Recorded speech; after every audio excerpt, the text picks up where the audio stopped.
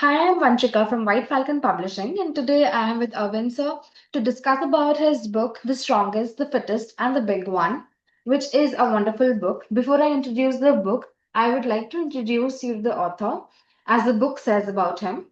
Arvind is a software professional by day and an avid storyteller by night. He developed a penchant for creating stories on the fly for his kids, and this story is one of their favorites.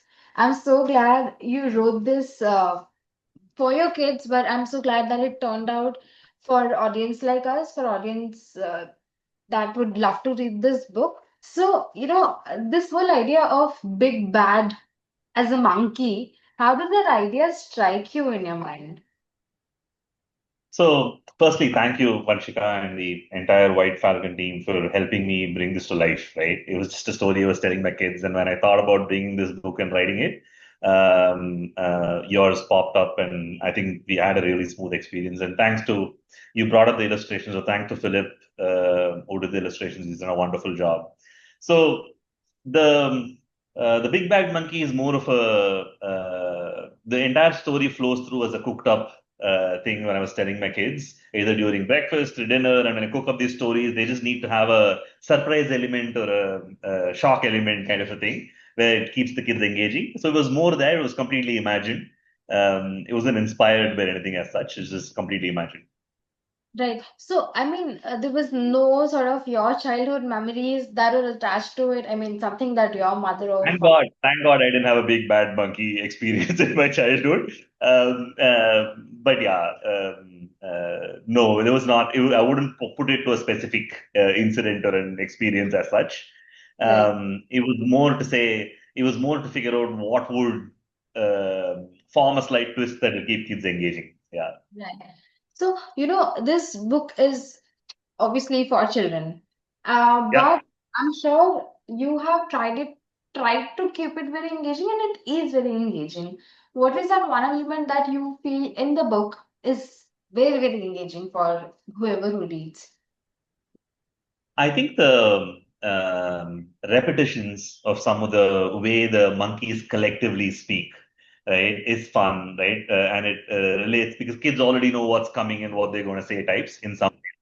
Right. And I think reading aloud with your kids is how I envisioned it, is how I recited the story to my kids, and that's how I see people reading it. And I think it'll generally be fun, right? Monkeys and rhyming words in some places, some repetitive sentences and things like that. I think it's just fun to read. And of course, the who doesn't like to see cute monkeys and monkey illustrations, right? So My next question, because it's a children book, to you was, were you inspired by authors, by poets, by writers who write for children to perhaps bring this book to life?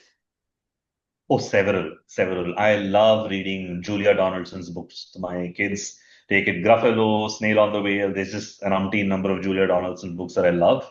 There's also books like simple, nice, small books like Silly Story of Bondapalli, Tulika Publishers. Then there's Purple Jojo, and there's a Tamil book called Ananda Rakshas, and multiple. I think there's just several that I'm inspired by. I think just for the interest of how sounds and sound plays exist, I think I like Gajapati Kulapati series a lot, right? I think it's a fun read. At least the first book, I think first two books are fun reads, Right. right? And I love Silly Story of Bondapalli for its creativity. We should definitely read. Both are Indian authors. In terms of illustrations, how did the collaboration work for you, and how did these illustrations come to life?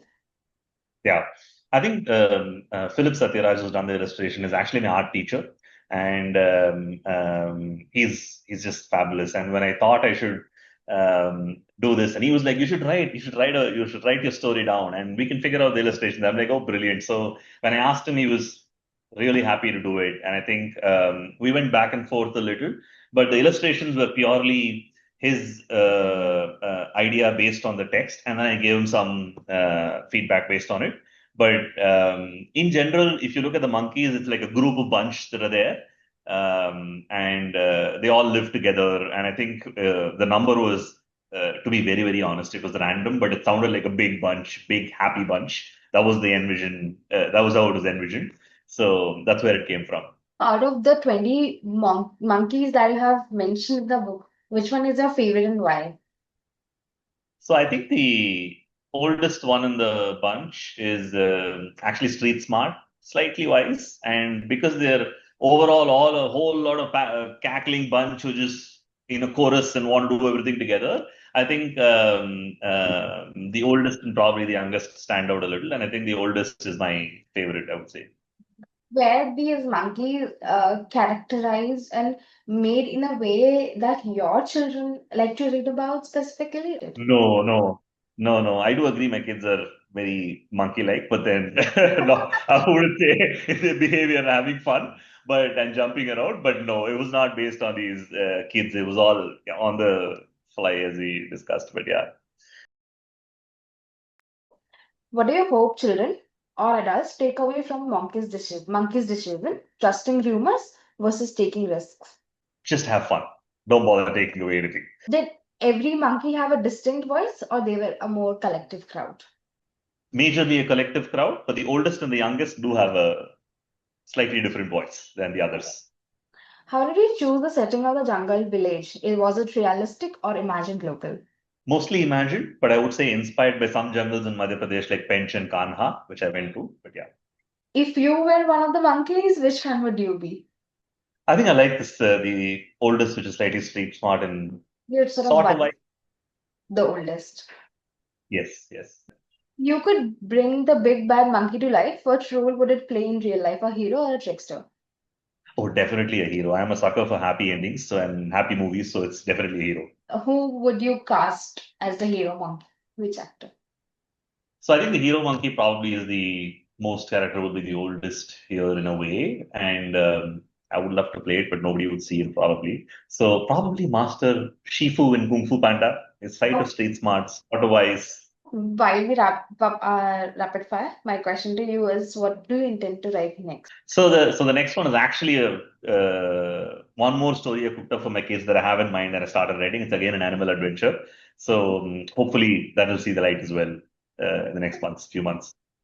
Great. It was wonderful talking to you, Arvind, sir. And Thank you. I am really looking forward to knowing more about the book, seeing pictures, seeing people read about this. And thank you for sparing your time for this conversation, sir. Thank you so much. I really appreciate everything that the White Falcon team's done, and thanks, Vanchi.